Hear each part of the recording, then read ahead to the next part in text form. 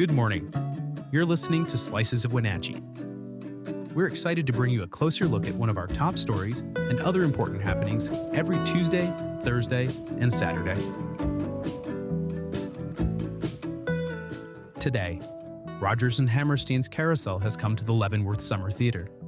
We talked with one of the show's stars to learn all about it.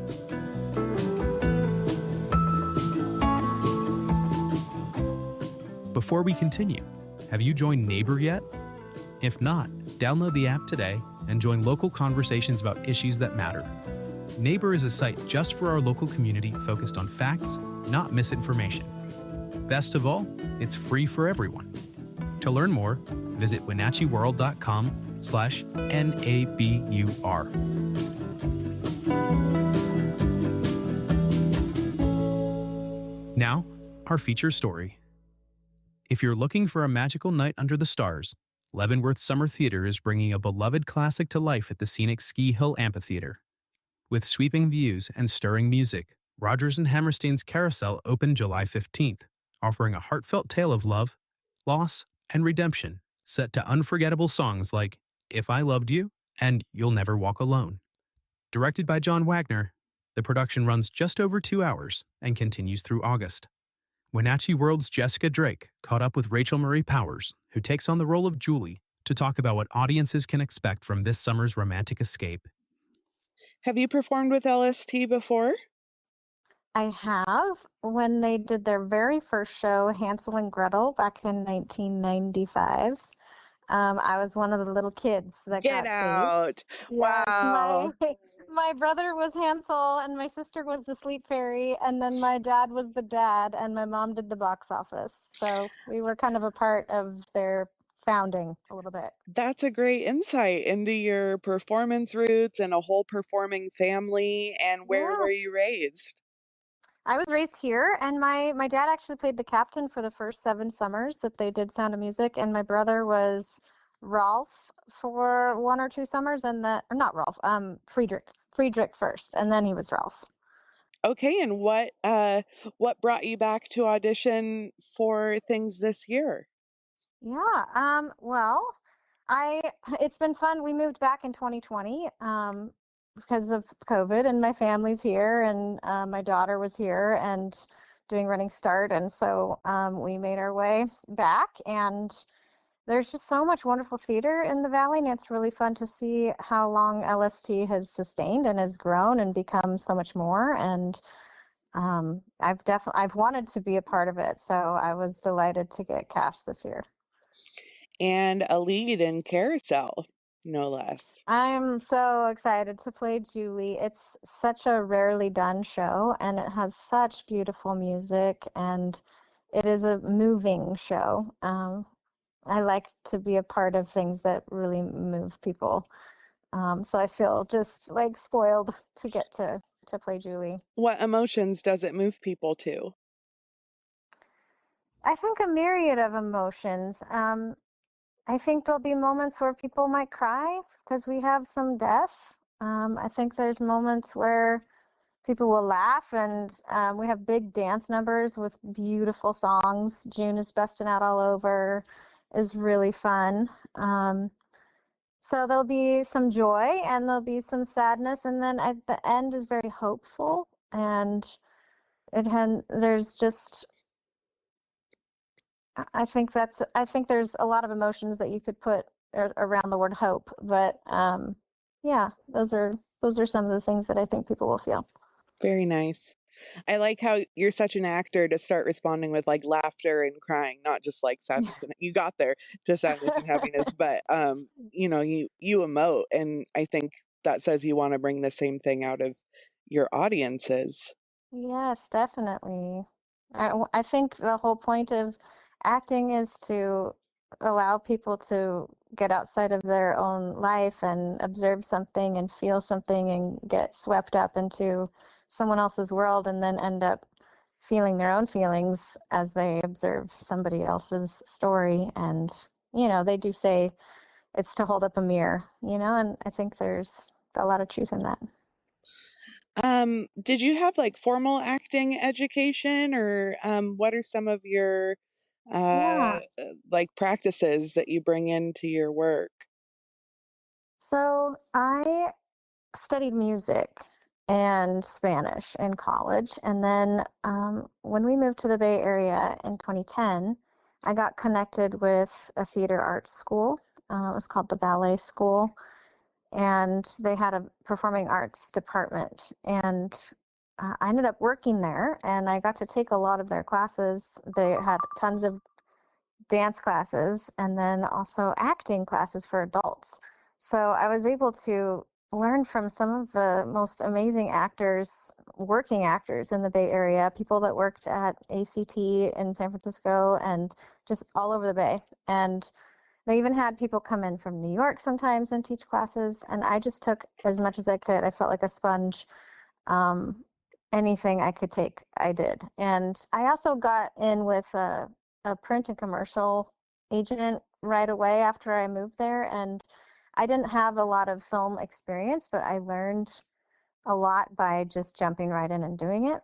And so for the 10 years we were there, I did a lot of print and commercial work for mostly tech companies like Microsoft and I don't know, others like Kensington, Intel, Prism, Plantronics. I don't know. I have a big list, but so I got to do a lot of different kinds of acting because the camera acting is so different than stage, and I just got. I was so blessed. I got thrown into the deep end of both sides just by doing it. And I know myself pretty well. I don't learn by research as well as I do by just jumping in and making mistakes and learning from them and doing it hands on. So it really was the best for me as far as the way to learn. And then I love to go to the theater. And while we lived there, we were like a mile from a really great theater and 40 minutes on BART to the Orpheum in San Francisco. So I went to every show that I possibly could and observed a lot. Um, and I That's got to just amazing. learn. I was looking for a theater-rich city at the same time.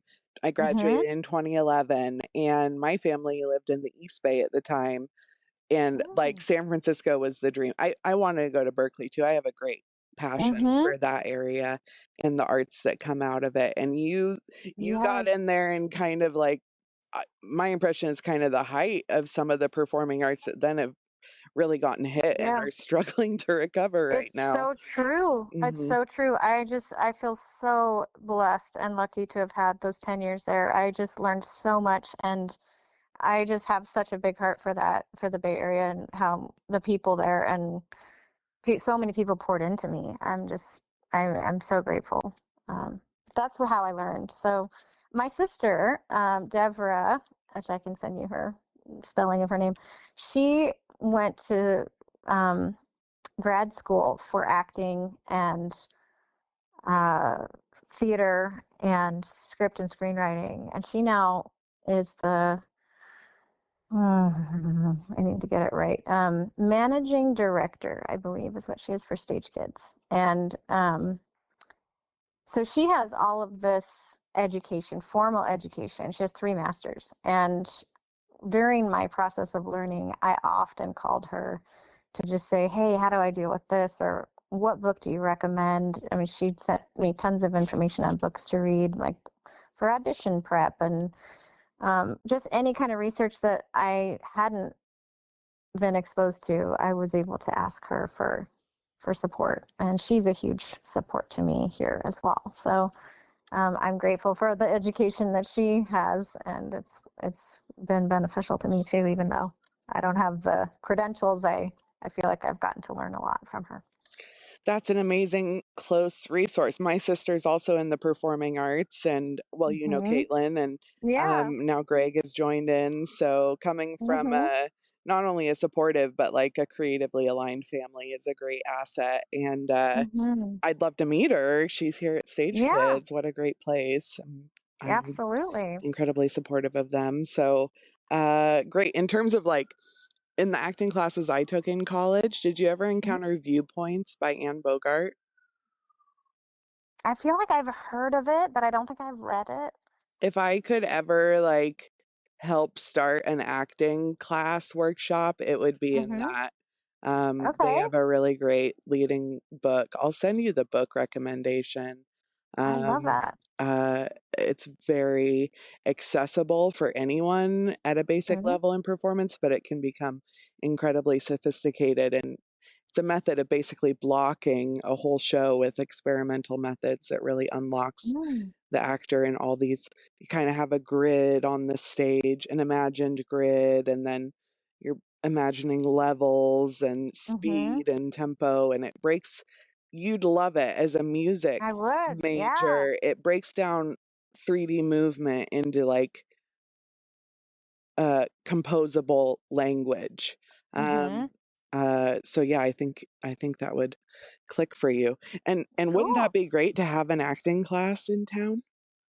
Yes, for adults, yes. I mean, Exactly. Stage Kids offers a lot of classes for kids, but there aren't a lot of resources like that. I mean, I think you can audit classes from the college, but it's still, you're going to be jumping in with, the younger kids, the younger generations there. It would be awesome to have some adult classes. I think that Cynthia Brown has tried to offer classes through MTW for directors, like beginning directors. Yeah. And one year it was an actor and director workshop. So it was kind of both. And that was a couple years ago. They did Almost Maine. And Uh-huh. I think I got to be a part of that. But yeah, I mean, other than that, I am not aware of any adult classes that are being offered. But Mm.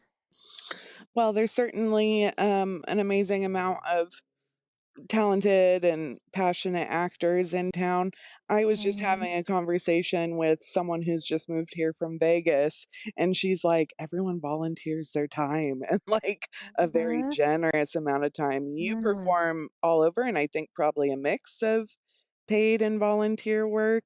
Yeah, What's that both. business dynamic like as an actor? Yeah. Well, I mean, I love that I get to teach what I do, and I teach out of my home. I teach voice lessons. Along with that, I offer acting coaching and dialect work, and also teach some piano lessons.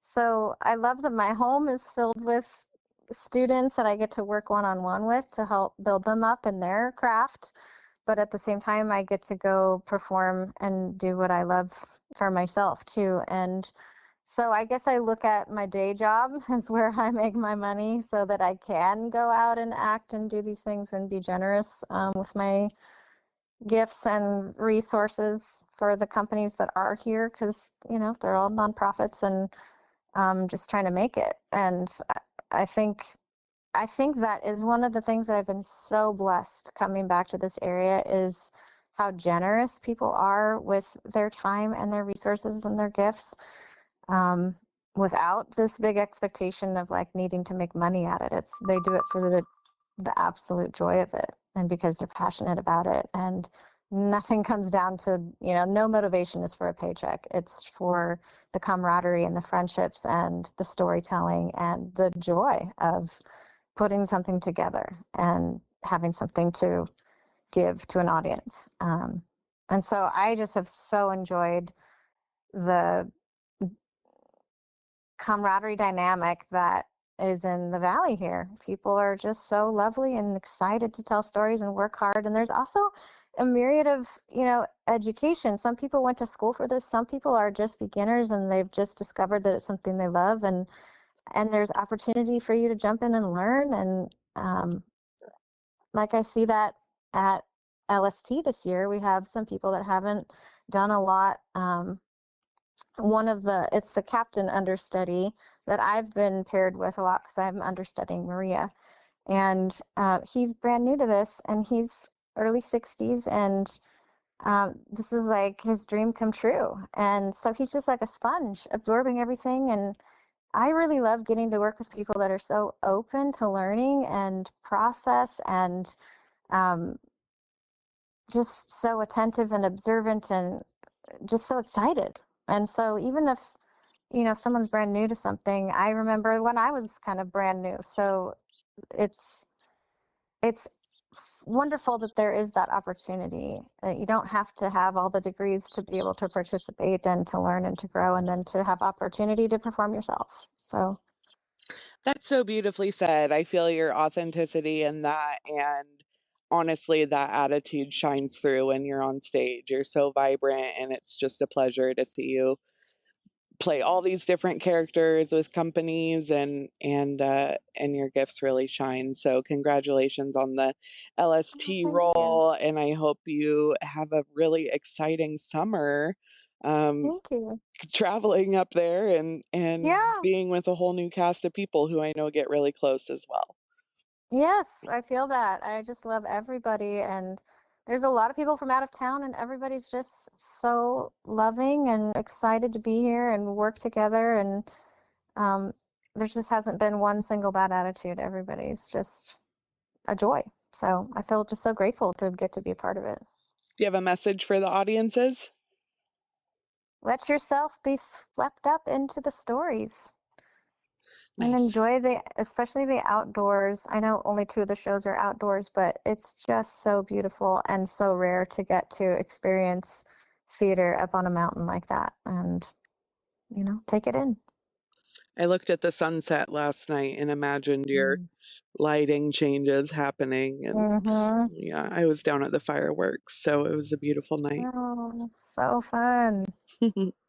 We're so blessed in this valley. It's just beautiful.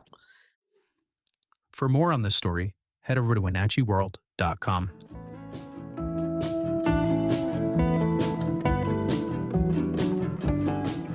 Are you passionate about the issues shaping North Central Washington?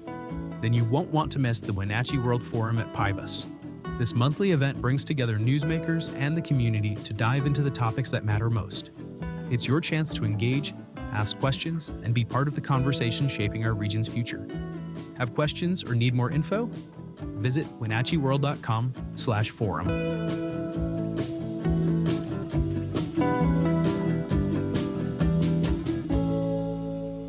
Now, a few other stories you should know about. A new Senate bill introduced this month would require federal immigration officers, including ICE and Border Patrol agents, to wear visible ID during public operations. The Visible Act of 2025 aims to curb fear and confusion in immigrant communities by mandating legible identification and limiting the use of face coverings, except in covert or dangerous situations.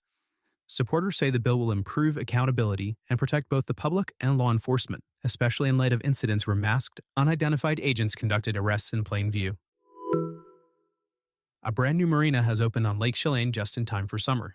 Chelan Bay Marina, opened by Seattle Boat Company, launched July 1st and offers boat rentals, sales, moorage, and a pro shop on site. To celebrate, the community is invited to the marina's Sip and Surf grand opening event this Saturday from 12:30 to 8 p.m., featuring local refreshments and a lakeside launch party at 101 Bass Lane. At 92 years old, Elmer Hamilton of Sandpoint, Idaho, checked a big item off his bucket list: skydiving with his grandkids.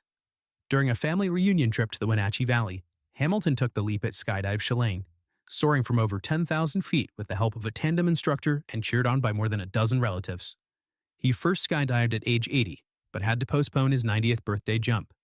This time, he made the plunge alongside 2 grandsons and a granddaughter, all first-timers, calling the experience really great.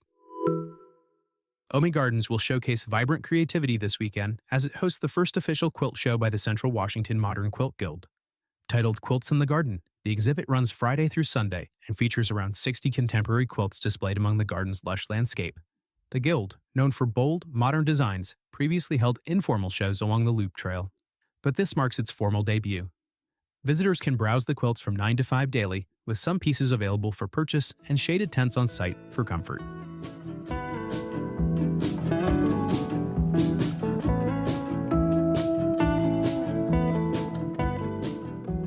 Thanks for listening. For more information on all the stories you heard today, visit us at WenatcheeWorld.com. The Wenatchee World has been engaging, informing, and inspiring North Central Washington communities since 1905. We encourage you to subscribe today to keep your heart and mind connected to what matters most in North Central Washington. Thanks for starting your morning with us, and don't forget to subscribe to Slices of Wenatchee wherever you listen to podcasts.